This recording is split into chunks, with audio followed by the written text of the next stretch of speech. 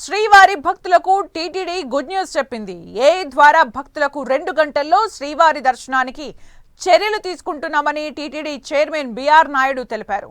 ఇందుకోసం Google TCS తో సంప్రదింపులు జరుపుతున్నట్లు చెప్పారు. మరోవైపు టీటీడీలో పనిచేసే అన్యమత సిబ్బందిని మరో విభాగానికి బదిలీ చేసేందుకు వాలంటరీ రిటైర్మెంట్ స్కీమ్ కింద పంపేందుకు చర్యలు తీసుకుంటామన్నారు. అన్యమత ప్రచారంలో పాల్గొంటే సిబ్బందిపై చట్టపరమైన చర్యలు తీసుకుంటామని బిఆర్ నాయుడు స్పష్టం చేశారు.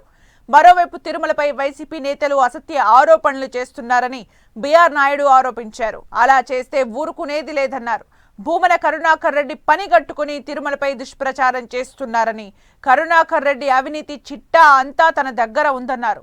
సుబ్బారెడ్డి, కరుణాకర్ రెడ్డి ఎవరెవరికి ఎన్ని టికెట్లు ఇచ్చారో బయట పెడతామన్నారు.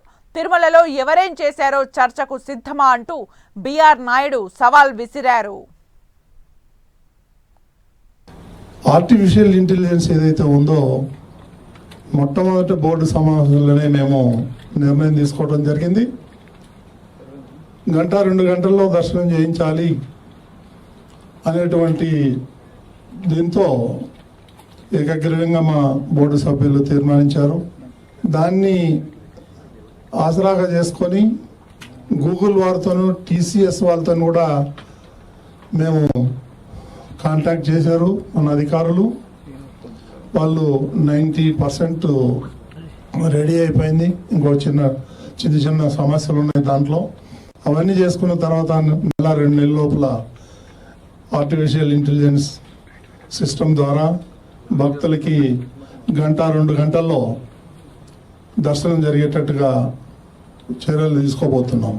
అన్ని మతస్థులు ఎవరైతే పనిచేస్తున్నారో టీటీడీలో వాళ్ళని వేరే డిపార్ట్మెంట్కి పంపించడమో లేకపోతే వాలంటరీ రిటైర్మెంట్ స్కీమ్ కింద పంపించడం జరుగుతూ ఉంది. ఈ లోపల వాళ్ళు ఈ మత ప్రచారంలో పాల్గొంటే వాళ్ళ మీద చట్టపరమైనటువంటి డిపార్ట్మెంటల్ ఎంక్వైరీ చేసి వాళ్ళ మీద చర్యలు తీసుకోవడం జరుగుతుంది. ఈ కరుణాకర్ రెడ్డి పెద్ద డకాయిట్, అవినీతికి రారాజు, అవినీతి అక్రమాలకు ప్రెసిడెంట్. ఆయన మాట్లాడతాడు అవినీతి గురించి.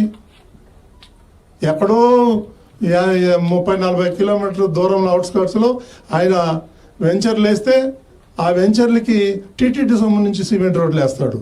అట్లాంటి కూడా మా గురించి మాట్లాడేది పెద్ద గజ దొంగ. లాస్ట్ టైం వాళ్ళ పీరియడ్ అయిపోగానే 1600 నుంచి 2000 కోట్లకి టెండర్లు పిలిచి 10% 15% తీసేసుకొని అవార్డు ఇచ్చేసి వెళ్ళిపోయాడు. మళ్ళీ మేము వచ్చి చేసే లోపల అవి 70% 80% ఆ దొంగలు కూడా కాంట్రాక్టర్ ఏముందో ధనధనంగా కట్టేశారు. ఈ విధంగా ఎన్ని అక్రమాలు చేశాడంటే కరుణాకర్ రెడ్డి వాడు పెద్ద బీరాలు రమ్మంటాను ఛాలెంజ్ చేస్తారా? నీ ఆయాంలో ఏమేమో అవినీతి జరిగిందని నేను ప్రూవ్ చేస్తా.